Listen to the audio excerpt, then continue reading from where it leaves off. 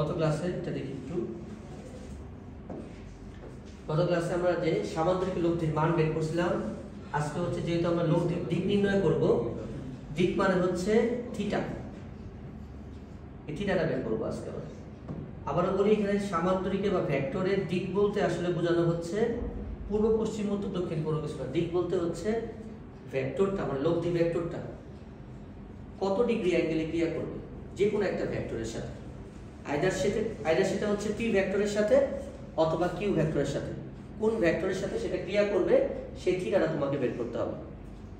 তাহলে এই থিটাটা বের করার জন্য আমরা ওই একই ত্রিভুজের সেম ট্রায়াঙ্গেলে আমরা অর্থাৎ ও বি ডি এই ত্রিভুজে আমরা এই থিটাটা নেব, টেন থিটা। তো টেন থিটার সূত্র কি আমাদের হচ্ছে লম্ব ডিভাইডেড বাই ভূমি। তাহলে আমাদের লম্ব হচ্ছে বিডি, আর ভূমি হচ্ছে আমাদের ওডি।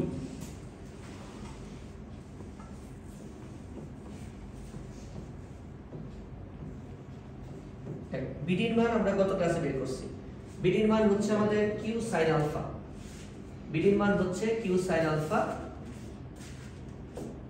তাহলে বিডির জায়গায় লিখবো আমরা কিউ সাইন আলফা, আর ওডি কে ভেঙে লিখতে পারি আমরা ও এ প্লাস এডি।